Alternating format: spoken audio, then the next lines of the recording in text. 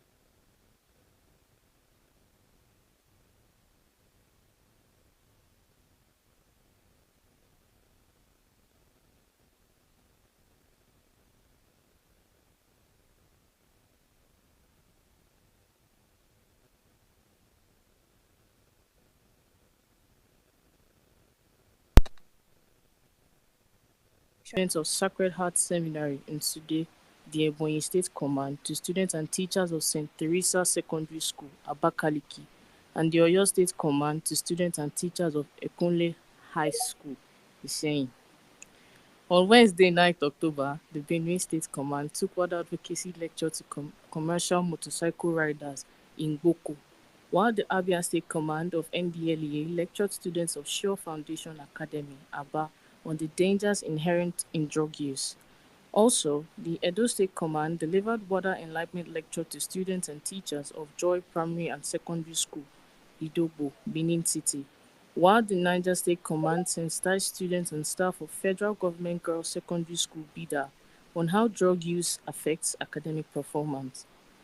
Continuing water enlightenment lectures in schools across the country on same Wednesday, the Cross River State Command of NDLEA delivered a compelling water sensitization lecture to students of Sacred Heart Girls International Secondary School, Calabar, while the Seme Special Area Command enlightened students and staff of Glory Line Model School, Itoga, Badagry, Lagos, on the adverse effects of drug use.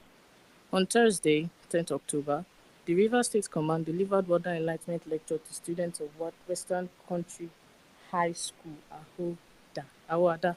In same vein, the Osun State Command delivered water advocacy lecture to students and teachers of St. Charles Grammar School, Osogbo, while the Akwa Ibom State Command enlightened students and teachers of Methodist Girls School, Utu Ipe, Ikot, Epene, on drug abuse and its consequences.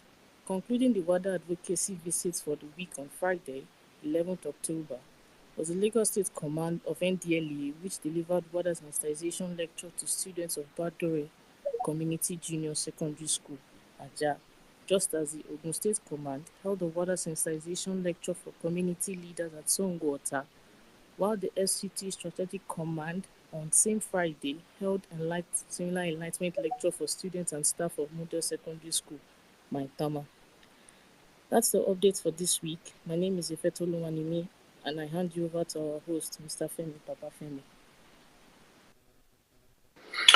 All right, thank you very much, Neta and Ife there. Welcome back from the news highlight segment. Now, let's remind ourselves about some of the rules guiding our process of engagement on this platform today. Please note that just very shortly would be handing over the mic to our guest speaker.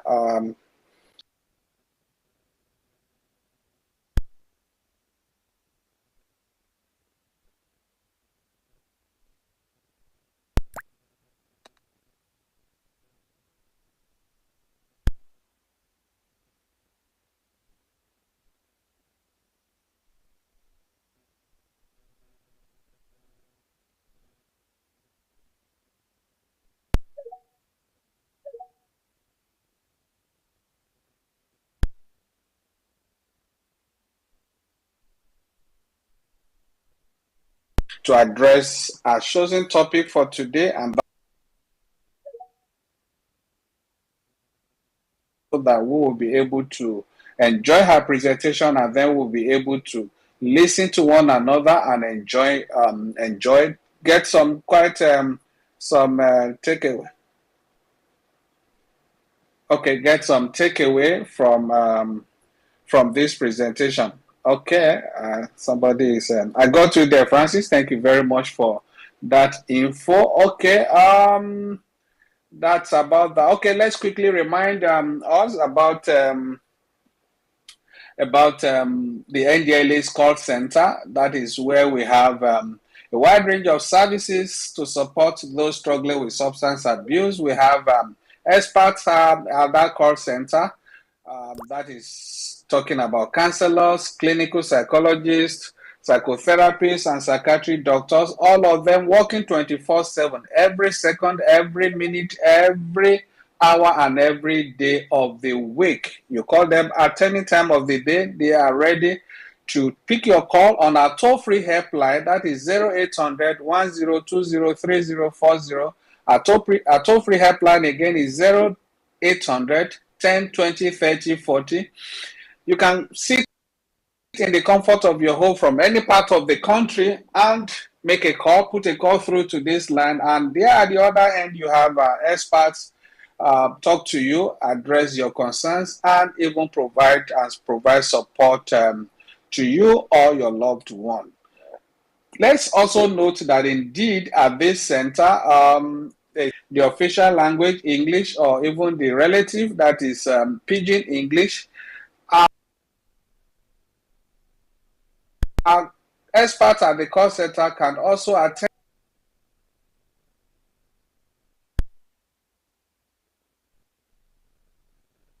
to you in any of the three major Nigerian languages.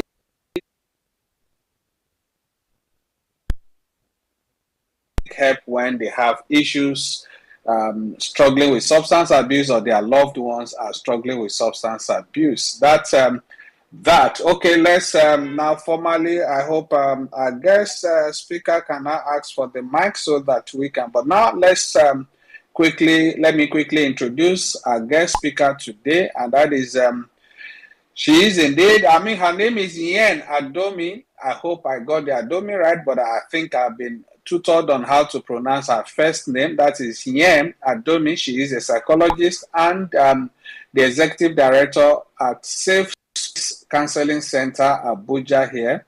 Yen is a passionate advocate for mental health, adolescent welfare, and a committed proponent for women's rights and political participation. Interesting. The last one there is interesting. Thank you, Ian, for that. I'm sure you have quite a lot of like minds on this space today. All right, before I start introducing them to you or acknowledging them, let's go further to tell you more about who our guest speaker is today.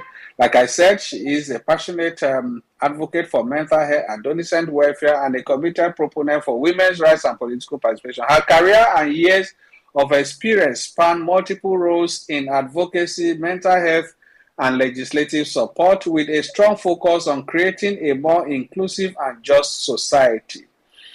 As the CEO of Safe Space Counseling Center in Abuja, Yen manages a health counseling platform offering services to adolescents and young people. Every year, she organizes a mental health awareness campaign tagged WOMT, that is what Art and Music Therapy. She leads advocacy programs on mental health awareness and provides vital support to individuals dealing with psychological distress. Additionally, as the executive director of She Matters Foundation, she focuses on girl-child education, skills development, empowerment, and gender-based violence prevention. Yen's dedication to mental health and humanitarian work has earned her several awards, including the Cross River State Spirit of Enterprise Award and multiple recognitions from the Nigerian Association of Psychology Students, NAPS. She has been featured in the United Nations Women 2020 report for her contributions to promoting women's participation in politics. Yen holds numerous certifications in project management, emotional intelligence, life coaching, cybersecurity, and mental health awareness from various schools and learning platforms. Her leadership roles include coordinator of the Young Women in Politics Forum Abuja chapter and chief whip of the House for the Cross River State Youth Parliament. Please join me in welcoming Yen Adomi as I invite her to unmute herself now while we listen to her spend the next 30-40 minutes discuss our topic for today, mental health and substance abuse, understanding words, arts, and music therapy for adolescents. Please go ahead with your presentation. Yeah, thank you. Good afternoon, sir. Good afternoon, everyone. Thank you so much for the warm welcome. I'm super excited to be here.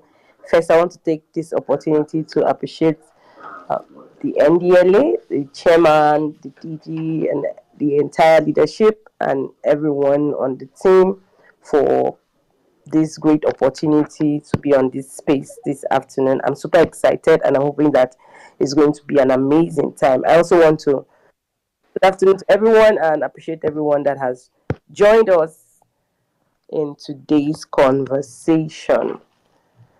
Thank you for that introduction. I was listening to the way you're pronouncing my name. Usually people don't get my name almost at the first instance, but you did do well calling my name, sir, and I am grateful for that. So thank you.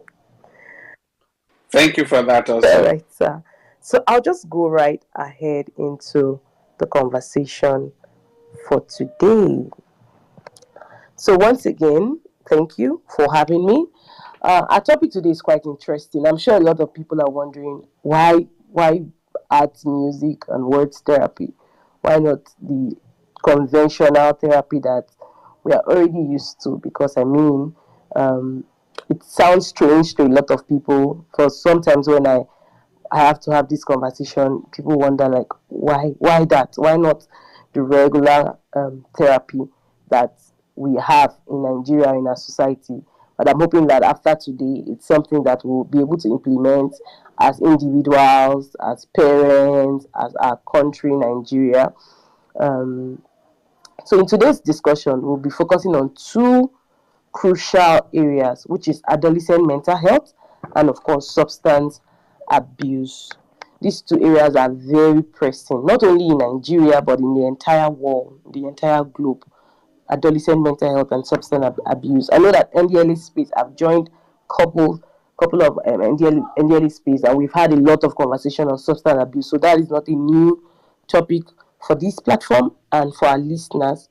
However, when you connect adolescent mental health and substance abuse and then what at music therapy, it's quite an interesting one. So I know again that the NDLA has done a lot, taken a lot of significant strides to address substance abuse in our Nigeria and the growing issues that we have and the connection that mental health has with substance abuse. There's been a lot of work. I was listening to the news and I'm just really impressed. I can boldly say that this is one agency that really is working in Nigeria. So now, what is mental health? What are some of these mental health issues that adolescents face in our nation, Nigeria? Some of these issues is depression, anxiety, trauma, and behavioral disorder, just to mention a few. And then we need to understand that when we talk about adolescents, I love that this conversation is about adolescents, right? Because whether you are currently an adolescent or you're an adult, that stage, that adolescent stage, was a transitional phase. You know, it is very crucial and important because again, it's a transitional state, and it is like an area or an era where there's development both mentally and emotionally. So any imbalance during this phase can lead to a long lasting effect that will affect the human being, affect you as an adult, affect you as a parent, and of course the society at large. So it's very important that the adolescent phase is taken with it was given serious attention.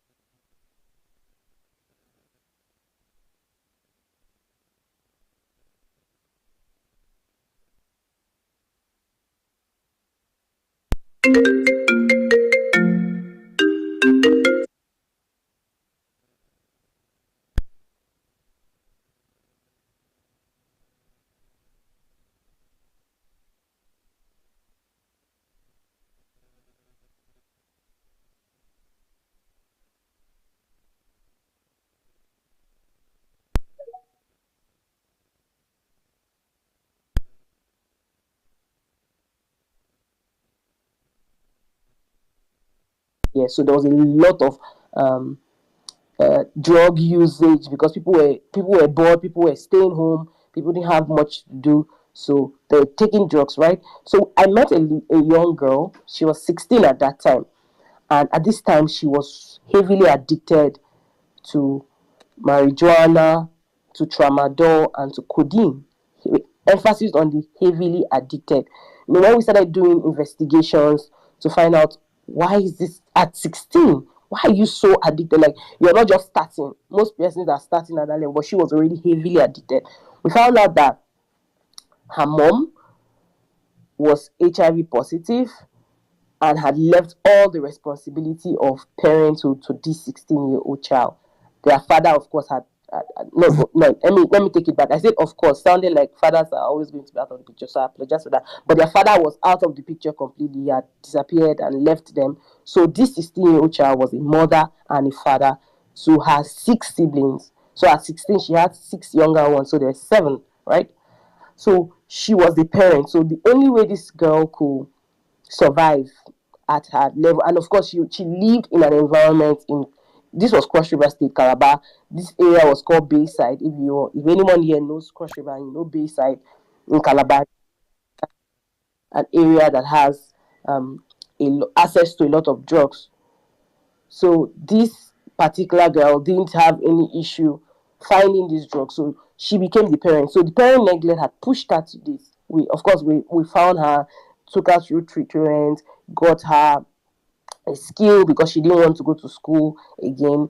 We also got her mother a skill so that she can become the mother of the house, then put her on drugs because the mother was not taking her medication, put her on medication. And I'm hoping that that would have been enough, because sometimes it may never be enough, right? Especially if this girl, regardless of the interventions that we are doing, she still has to become a parent, and she's still faced with the realities and challenges that life and the society brings to her every day.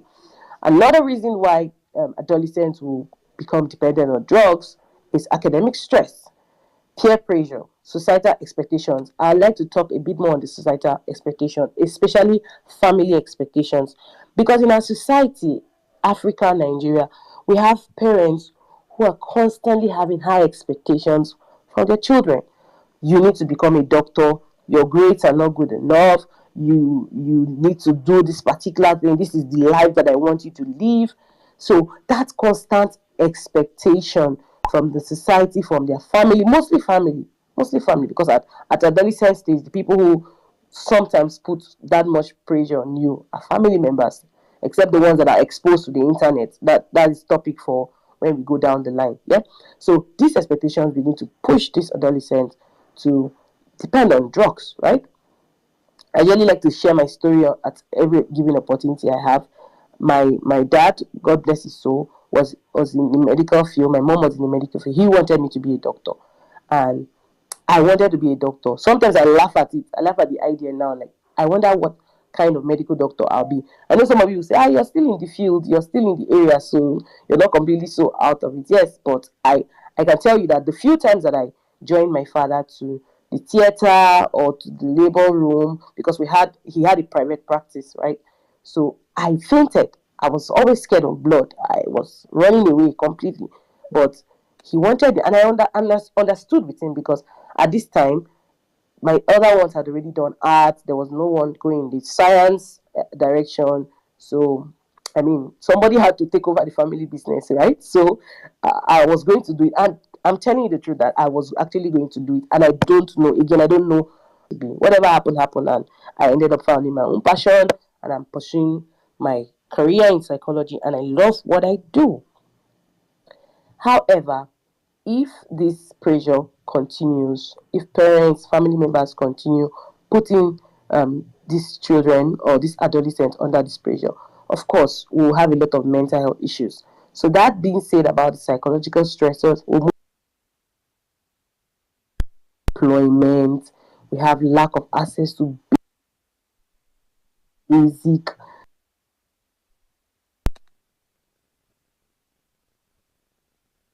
For myself, when I was growing up, I didn't have access to phone, or maybe the internet was not so common as it is now. I mean, the only internet we had at that time was to go. I think Facebook. I don't even know what came first at this point, Facebook or To Go. But I know that there was To Go. I was not on Facebook, but I was definitely on To Go. Not like now that you can pick up the phone. You're 1 minute you're on YouTube, the next minute you're on Instagram. You're seeing everything, seeing the celebrities, seeing the big boys, drinking, partying, and living all this life. Young persons, adolescents, when they see this, they just want to imitate it. They cannot wait to become adults. I usually would laugh and say, I wish I knew that adulthood was not as easy as it seemed. I probably would have stayed and I probably would have stayed a teenager or an adolescent much longer. Stayed a teenager or an adolescent much longer than facing the responsibility that adulthood comes with. So this online exposure begins to put adolescents under pressure, right? So let's give a typical example. When an adolescent that is exposed to the internet is seeing a person, an internet user, right, that is living this life, quote and unquote, enjoying themselves, and they are doing well, they are making millions, probably even coming online to, TikTok now makes people millionaires literally overnight. So they are seeing that this person is doing these things and they are successful, they are making money, and they are successful in their own definition of success. There's a tendency for them to want to begin to have or begin to imitate what these persons are doing and become that.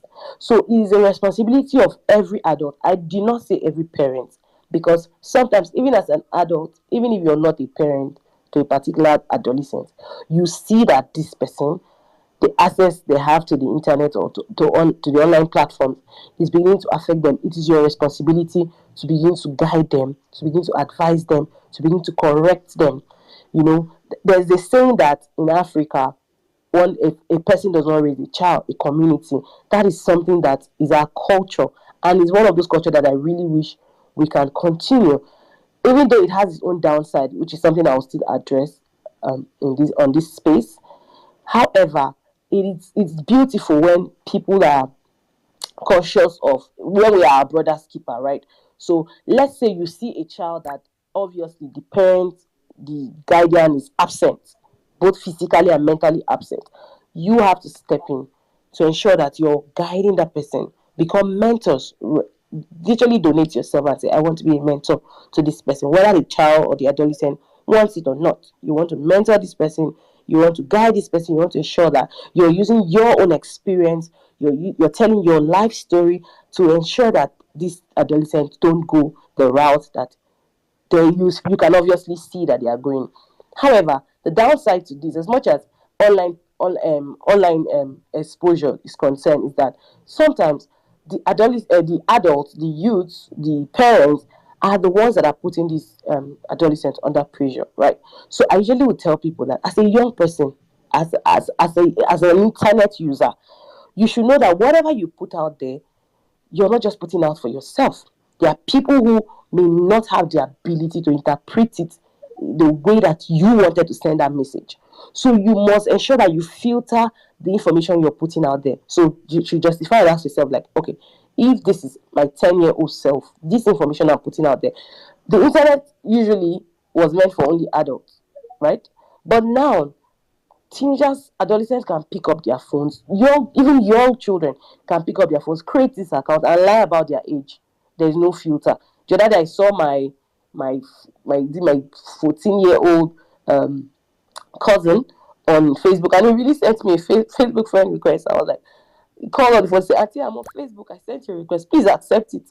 I'm like, okay, why are you on Facebook? You're not to age. So that, leave that thing. I have a phone now, so So if I am going to be putting out an information out there, my thoughts and my question is, how does this edify an adolescent? How does it edify a young person? How does this help the society?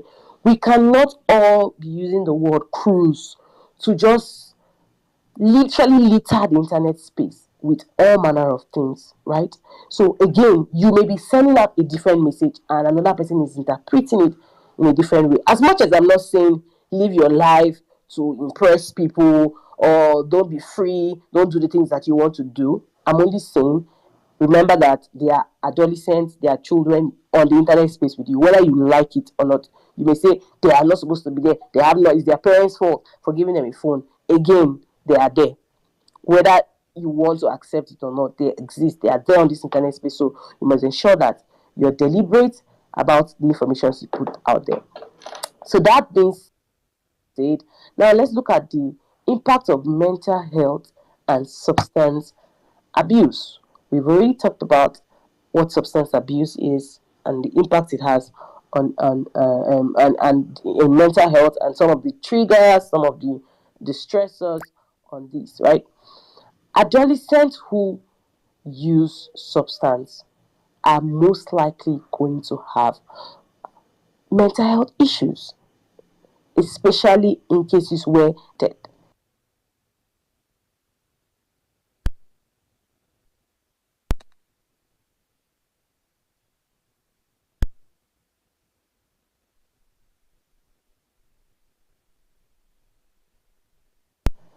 and it begins to affect different aspects and areas of their life. How do you adult, right? So one of the things you begin to experience is isolation. So a child, a teenager, a young person who used to be very vibrant, very vibrant, very connected, very open, very public, very outgoing, very happy, begin to withdraw. So they withdraw themselves. They rather want to stay indoors. They rather want to stay in their room. They rather want to lock themselves, stay on the internet for as long as they want to. You begin to experience notice that your child, who usually used to be out there and open, is now locked up inside them. They are isolated. You should want to question. You should want to wonder what's going on. I like to always say that isolation for adolescents is not a good thing at any level, whether they are introverts or extroverts, right? So there's the difference between staying alone or enjoying one's company and being isolated, right? So there are children who like to stay on their own, but it cannot be a habit. You cannot constantly see an adolescent, or you cannot, as an adolescent, you cannot constantly be isolated. You want to just be alone in a family of five, four. You just want to stay in your room. I remember in 2018, I think I just started practicing. I had this session with someone really high and mighty in the society. I went to his family house, right? I met his wife, met his kids, but there was this son that didn't come out the entire time I was there. We had like another interaction that weekend, 2 or 3 times, and for every time I was there, the child was not coming out. Like I've ever, if he comes out, it was just coming straight to get food, and that is it. The parents even joked about it, like, that one, he likes his face, blah blah blah. I'm like, okay. And this is a child that I met during one of the family functions months back, and I noticed the child was not necessarily a quiet type, a withdrawn type, but all of a sudden just enjoyed the space, and nobody saw or nobody knew or nobody felt anything was wrong with that, up until I began to make inquiries. I asked the younger one, why is the brother always indoor? Why is he always then their last sibling? Every family has one very active pepe body baby. So she's that person, sweet baby girl. Then she started saying, oh, my brother watches porn, my brother takes this, my brother takes that. I'm like, oh, does your mom know? And she said, no. I said, why haven't you told your mom yet? She said, because her brother knows that she knows, and if she tells the mom, the brother will hate her. She doesn't want the brother to hate her and all that. That was just a typical example. That for the parents, they're like, oh, he just likes to stay indoors. But they didn't know that he was taking drugs indoors and he was watching pornography like 247, right? So that was just an example that, okay, something, when you begin to see an adolescent always isolated, you should want to make inquiry. Why? What are you doing inside? Why are you spending your time all by yourself, right? So another impact will be poor academic performance. So when adolescents are addicted to drugs or are even using, they don't even necessarily need to be addicted, are even using, it affects their performance in school. They begin to do, to kids or adolescents that were performing well in school, their performance is dropping, they are no longer performing well. And then in most cases, they become what you call tough boys, for lack of better words, right? So when they begin to use substance, they become tough guys. So they want to fight, they want to shout, they want to boldly confront things. When you begin to see those signs, you should want to question, right? And then it also affects family relationships. So when an adolescent is using and you do not address it from that early age, you see that there's a strain in the family relationship, which sometimes is long term. So that child, that adolescent that is isolated, that enjoys their own space, eventually would want to stay alone. So family functions are going on, whether at that point they are using or not, because some of them outgrow it, some of them don't, some of them it just gets worse. So let's even talk about the few cases of the persons that outgrew some forms of addiction, right? They begin to be strangers in their own family homes. They begin to be strangers among their friends because they have enjoyed their company. They have all they need on their phone or just by themselves. So there are some impacts. So some of these issues that happen at the age and at the level of adolescence have impact at adulthood. So it's not just, oh, they will outgrow it. How about the impact?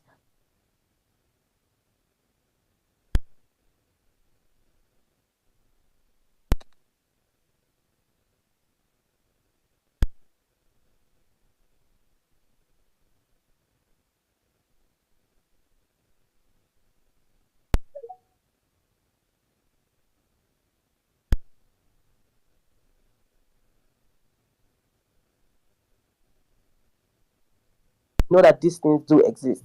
In 2019, again, another really influential family in this country had their son commit suicide. Now, this particular son was not isolated, was not quiet, was not humble, was not peaceful. So, because sometimes people think when it's suicide, the outgoing, the extrovert, the cheerful ones usually don't commit suicide, but it's a lie because this particular case just opened my eyes even more. This person was the life of the party, the happy child, the jumping, bubbling child, but they committed suicide. And when they found the corpse, they saw tramadol, codeine right beside him. So he had used this substance and then committed suicide. So some people even said, oh no, he took the substance so that he can die. I said no, he took the substance and then committed suicide. So the substance may not have necessarily been what killed him, because of course he hung himself. So some people were saying, oh no, maybe the drugs was the one that killed him. And of course there is a lot of spiritual story history to this story. Till date, some of persons still believe that it was a spiritual